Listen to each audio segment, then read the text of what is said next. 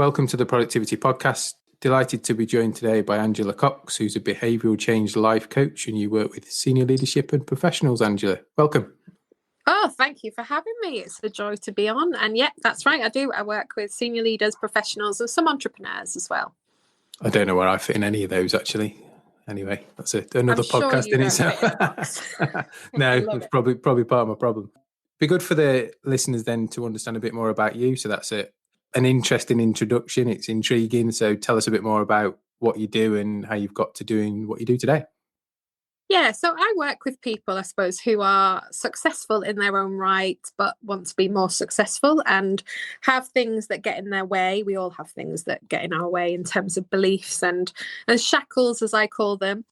I guess I've not been doing it very long. I set up the business maybe 18 months ago now. And before that, I worked in corporates for a number of years. So I was strategy director for Compass Group, which is a big food services multinational, and also worked in consulting for a number of years. And before I set up the practice, I was working for OEE Consultant, OEE as part of their leadership team.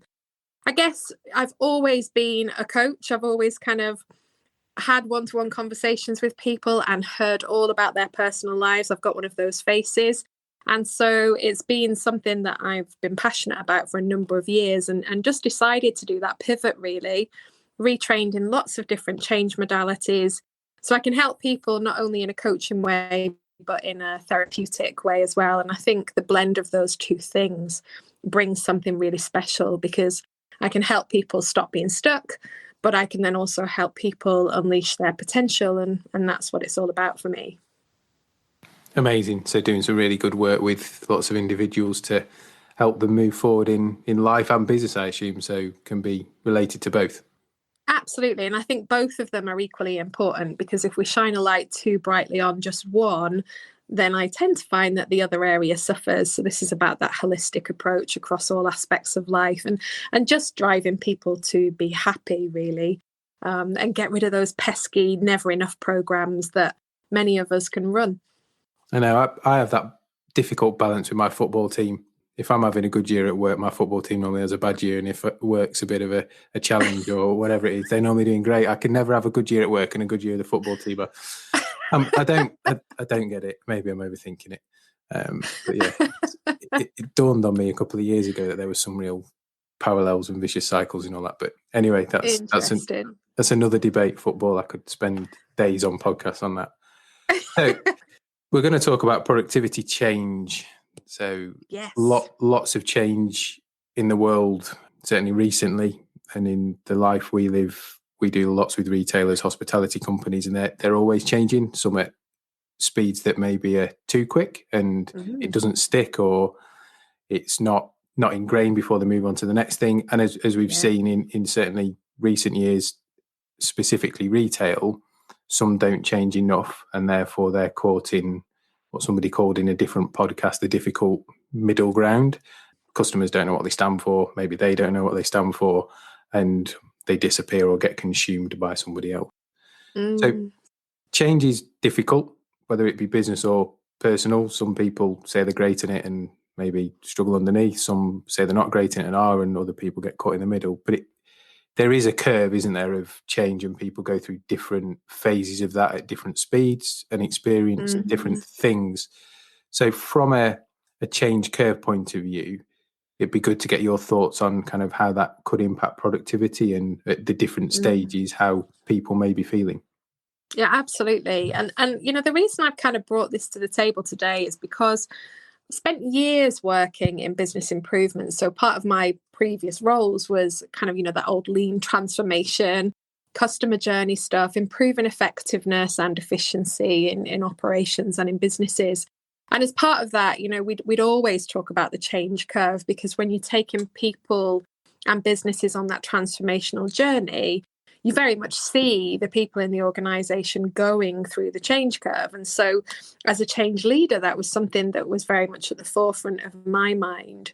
But I think interestingly, now that I work with individuals more and more, I notice that the change curve is very much part of an individual change journey too. And of course, it's just so applicable to everything that we do, that involves a level of agility and a level of pivoting, or needing to change the way we think, feel, act, behave. But I think it's become even more pertinent during the lockdown. And you could really see the change curve playing out in the media at the start of lockdown. So we were all in that kind of shock denial phase of the lockdown right at the very beginning, before lockdown was even announced. I'm sure you can relate to some of the conversations people were having around, oh, it's not going to be as bad as what people think. And, surely they won't put us on lockdown in the UK because it's going to have a massive effect on the economy. It's not going to happen. It'll just blow over. And many of us, including me, had our heads buried in the sand in terms of the enormity of what we were facing into. And then we kind of, got into lockdown and really started to notice that frustration and anger coming through. That term COVIDiots was coined, and lots of kind of shame in the press around people's behaviours, the stockpiling of toilet rolls, and all of that started to play out. And then more recently in lockdown, I'd say maybe when we were getting to week 5 and week 6, we were in that real dip in the change curve that I like to call the pit of despair, where everybody was like, oh God, is this ever going to end?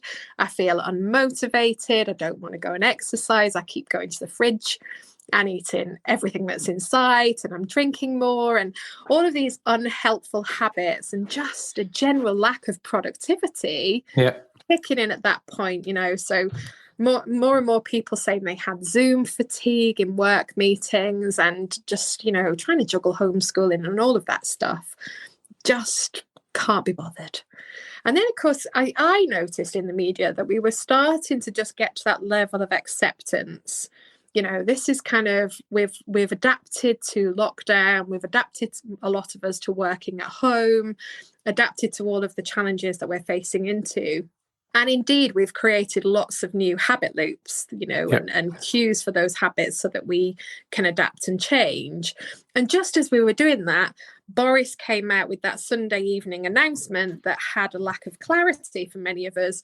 And boom, we're on that Tarzan swing of the change curve that puts us back into anger and frustration. And there you see Piers Morgan, on Twitter, giving it one after the other in terms of all of the things that are wrong in this country. And that collective negative energy shifted, across the country, really. And then, of course, we had Dominic Cummings, which put people back into anger and frustration again. And we're finding it really difficult to actually move on to that acceptance and the new normal, because we've constantly got this thing that is swinging us backwards and forwards. So I think for me, the change curve is hugely important. And what I'm finding when I talk to people about it is they're going, God, there's a process. I get it. I understand why my productivity is being, is lower than it would normally be. I understand why I feel so frustrated. And because I know there's a process now that sits underneath that, I can manage myself through that process and actually become more effective and be a little bit more kind to myself. So I think change curve is hugely impactful. It's great to have awareness of it, not just in a business context, but in this personal element as well, just to be able to manage yourself more effectively. And is there a danger that as we head towards Christmas and we are wherever we are at that moment in time, there's some delayed symptoms from that? Totally. And you make a good point, because there's going to be almost another change curve cycle that we'll need to go into. So as we start to move into this blinking phrase, the new normal that everybody is using, as we start to move into that takes us back into denial again, because it means that we have to develop a whole set of new habits, and we're going to have to go through the process once more. So there'll be another pit of despair that we'll have to endure, and then we'll be able to move on to the new normal. And who knows what's coming after that, So know that you're going to be in this cycle forever, I would say, and it just keeps repeating. Yeah, it's interesting because there's not much talk about the future of it, if that makes sense. And Christmas will be on us before we know it as ever, and we will be where we will be at that time. Maybe there'll be things in people's minds about how close they want to interact with people still, whether they do things more online still, or actually whether they're all desperate to get out and have a meal together if they can, or whatever. You know, you've got that whole Christmas party season that will come and be amazing, or actually pass us by this year because we can't do it or don't want to do it. A socially distant Christmas. Can you imagine? I can't imagine. Be on Zoom, right? It'd be like the background of Santa going past, and Christmas dinner on Zoom. Maybe it's the future. It'll be cheaper, that's for sure. Oh yeah, vouchers may be the thing this year then that goes through the roof.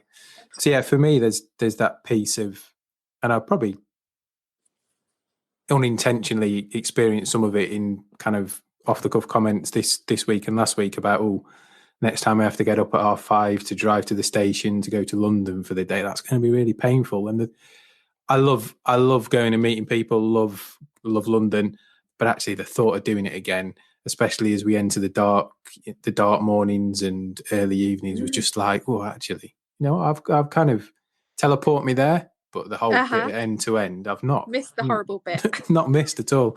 And somebody else said to me the other week, a bit on the same note, about, can't remember the last time I filled my car up with petrol. Absolutely. Yeah, there's so many advantages, isn't there, to where we are at the moment. And one of those is the fact that we are developing lots of new habit cues, as I said. And that's why a lot of lockdown has felt exhausting for many and impacted productivity back to that point. But I guess, those old pathways that we have, so the cue of the alarm going off and, trudging to the train station or getting in your car, all of the things that you used to do, those pathways are still very much there. They might be a bit overgrown at the moment, but, once you're back into the rhythm and routine of those, because those pathways have been present in your life for a long time, it will be easy to slip back into the new normal. And I guess the self-talk is important around that, because, you've just articulated there, oh God, what's it going to be like? Yeah. And if we're thinking about it with that, oh God, self-talk, then we make it more difficult for ourselves. So, this is about sort of really tuning in to those self-stories, the narrative that we have running in our minds all the time, and focusing on reframing that to as positive a message as you can, which again, just boosts the optimism, it boosts the energy that you have, and allows you to be more productive as a result, and allows you to look forward to what's coming rather than dreading it. Yeah, and from a business point of view, again, we've been talking about the whole businesses getting back to normal, and it'll be again interesting to see where it does end up, because at the moment it might be more beneficial because of the work the government's done in terms of support for businesses almost not to get people back. They're paying for a big percentage of that workforce. They're paying some of the rents and rates. So we're in this really strange place as a big business. If I'm not sure people are going to come and buy, let's say, young fashion, because that's one that's always under pressure and the seasons are passing by and they've probably bought the stock. As a business, it might be better for me to stay shut and more cost effective to stay shut than actually open until that funding tails off or people are back. So again, that probably throws people back into that negative self-talk stuff. They'll procrastinate on it and make the story worse potentially than it needs to be. And that, that's a good point in terms of what we call cognitive distortion, because there is this propensity to catastrophize and create narratives based on worst case scenarios and plant those into your future. And then you start moving towards those subconsciously and actually create that as your new truth. So this is why the reframing of self-talk is so important. But I also think it's about managing your emotions around that too. So as you say, there's such lack of clarity at the moment, and there's this propensity to look over the fence at what other people are doing and allow yourself to get frustrated. So there's this school of thought that many people are using the furlough scheme when they don't really need to be, and they're using it to be able to retain cash in their own business, and probably they don't need to. So there's lots of kind of judgment being passed, lots of opinion. And I've got this theory about really staying in your own lane around this and doing what's right for you, so that you're not creating that negative energy inside of you, because it's just like drinking your own poison, really. And there's this spectrum of concern through to panic that I think is hugely prevalent at the moment and will continue to be as we start to move out of lockdown and, putting ourselves back in the face of the threat, I suppose. And the spectrum, the one side is concern, and concern, of course, is healthy. So it's good to be curious about stuff and to go and arm yourself with the facts. And that gives you, some idea of what's going on, and you can make healthy decisions off the back of it. As you start to move along that spectrum, that's where you have to kind of manage and regulate yourself and be careful. So, the next step after concern is worry. And you can get into rumination, you can get into those stories and those narratives, those worst case scenarios that just play over and over and over in your mind. And it's pointless energy. Yeah. I liken it to having a pan of water on the stove and you've got the pan on simmer. It's not really going to cook anything. And if it does cook something, it's going to take forever. So it's full of energy, but it's pointless energy. And so to manage worry effectively, one of the things that I suggest is to be really mindful. So get yourself in the moment. Mm-hmm. And it sounds a little bit twee. And, for a long time, I kind of pushed mindfulness to one side and thought that was for people who meditate and kind of sit with cross-legged with their hands and their fingers and thumbs together. But it's actually really effective at stopping racing thoughts and choosing where you put your attention. So from a productivity perspective, being more mindful will help you to be more in control of your productivity and where you're placing your thoughts. And it can be as simple as picking up an object and studying it for a few minutes to stop the racing thoughts and the rumination, looking at a candle flame for a few minutes, going out in the garden and listening to the birds. It doesn't have to be, half an hour of meditation. It can be a really short and simple exercise. But the more you do it, the more you build resilience in the system, the more you're able to choose where you place your thoughts and get control, which is important. I like the point you were talking about before about being in your own lanes. There's the classic things about it's a race, not a sprint in terms of life. For me, the bit that's always missing on that is you're only racing yourself. Totally. You get pulled into competing, don't you? If you're not careful with who's got the best car, who's got the best house, who's got the best garden, all those material things that, let's face it, actually don't make a difference. And it took me a while in life to work out that the race isn't with anybody other than yourself. Totally. It's such a great point. And, it's that thing around a mile is a mile, no matter how fast or slow you run it, you're still going to do it. And one of my good mates is Andy Cope. He's a positive psychologist and he writes a great book called The Art of Being Brilliant. And in that, he talks about the fact that we have 4,000 weeks on average. If we're lucky as a human being, we get 4,000 weeks on the planet. Now, I'm just over 40 now, which means that I've used over half of them. And when you look at it from that perspective and you look at how much time you spend comparing with others, worrying about stuff, letting time pass you by, and then you look at that and you go, I've got 1,800 weeks left. What am I going to do with them? That really helps you get back in your own lane because it doesn't matter about anybody else. It's about what you're doing and how quickly or slowly you want to make stuff happen. So figure out how many you've got left. What would you say? About the same as you, probably. It's not a lot, is it? No, and it's that balance, isn't it? And I know we diversify slightly, but it is that balance of living in the moment. And I'm a saver, so I'll plan for the future and all that kind of stuff. And I kind of admire people that live in the moment, but then the other half of me is thinking, but what happens about tomorrow? And they're responsible. Tomorrow might never come, which I've got a lot of admiration for that. Probably too safe. So I'm thinking, but there's a day after that and there's a day after that. And I don't want to run out of money by then and I want to whatever. And you don't know what you don't know in life, do you? And life absolutely teaches us that in really difficult ways at times. But that whole, how many weeks have you got left? It's a scary thought. I don't know. Interesting thought and crystallizes the mind and focuses the mind, doesn't it, on making the best use of that time. It really does. It provokes thought, doesn't it? And I'm with you. I want to believe that there's a tomorrow and a next day, and I want those to be amazing.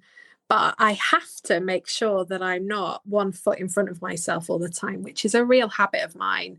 So the mindfulness does bring me back to the here and now, and in pockets it's great, and really does build that resiliency so that you can cope with stuff on an emotional basis and not kind of go into that next phase of the cycle, which is fear and panic. Because when you're in those, you know, the pan is boiling and it's boiling over, and you're in fight or flight or freeze, and the way that you then behave towards yourself and towards others, and the impact on your self-talk, and indeed back to your productivity point, it's just horrendous. So keeping yourself towards that concern end is key, and mindfulness is one of the keys to making sure that you can do that. Yeah, I definitely need to get better at living in the moment at times. I'm always too focused on what's in front. What's next? And sometimes miss the moment. And there's a brilliant picture that's, I don't know if you've seen it or not, it was on social media. I think it was when Barack Obama was either becoming president or leaving office. And the picture is just a sea of people behind a barrier.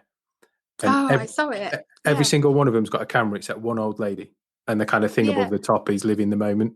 And I get stuck with that. I'd have been the probably one taking the photo thinking, yeah, look, I've got a picture of Barack. I'll capture it. Uh-huh. But she's the one that will be able to tell you how it looked, how it felt, how she felt, while everybody else is saying, oh, look, there's me and Barack. So, again, a simple thing, but actually that's one of those visuals that brings me back to, yeah, we do, as a society, live very much in a recording world or life through a lens world. And although that's cool to show your mates, when they ask you how you felt at the time, you were too busy trying to get the right shot or the right angle or the right thing to actually tell them how it felt. True. So yeah, a lot of that is that external validation requirement that many of us have to say, you know, look what I've done, give me some validation. And actually, you know, that is one of the big elements of self-talk again, in terms of really tuning into that narrative and starting to change that over time.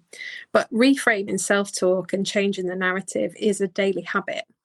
And many of us, you know, can do it for a few days and then you forget, don't you? It's a bit like training the physical muscles. It's like anything that needs to become a habit. It's easy to drop it, easy to let it go.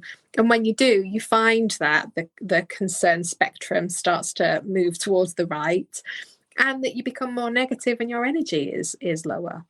Yeah. So some amazing practical tips, I think, for anybody who's listening to this, of how they can help themselves. If people want to find you and find out more about what you do, where's the best place for them to contact you, Angela? So LinkedIn is always a good place. So obviously Angela Cox, Mindset Mentor on LinkedIn, and then my website. I'm sure you'll put that in the show notes. We will, yeah. Angela-cox.co.uk. I'm on all the social media platforms. I love putting out content. That could be that external validation thing. But yeah, you don't have to go too far to find me. Amazing. Well, I've enjoyed the chat. One of the things we're asking everybody that comes on is, what's the best bit of business advice you've ever been given? Oh, best bit of business advice. It would be around authenticity. So I think one of my biggest learnings in corporate land, and for many years I fell foul of this, I tried to be what other people expected of me, or what I perceived other people expected of me. So, you know, I'm from Bolton. I would try and hide my accent. I'd try and be, you know, really posh. I'm quite intelligent, but I'd often hide that and try and kind of come across as really friendly instead, to try and get people to like me. And I really did wear a mask for a number of years, until a really, really great leader of mine talked to me about authenticity and about just being me. And it's actually only in the last 3 or 4 years that I've been able to lean in and do that.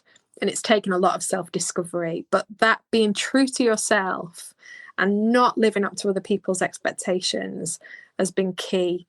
And I guess the other one is creating clarity where there is none, you know, which is, from a productivity point of view, is one of the best pieces of advice that I ever had. Good. Well, I'm from Lancashire. I think Bolton, Lancashire, Greater Manchester, best part of the country anyway. Of course it is. So sorry if we alienate anybody else. My wife's from Yorkshire and we have a red rose, white rose debate Obviously. quite a lot of the time, but I'm quite clear on where the best place to come from is. So no, never, don't be proud not to be from that neck of the woods by any stretch. Oh, So thank you. Thanks for having me. It's been a pleasure to chat. I've really enjoyed this one. Learned a lot, some good practical techniques as well. Yeah, it's been a pleasure. So take care and thanks for coming on. Thank you.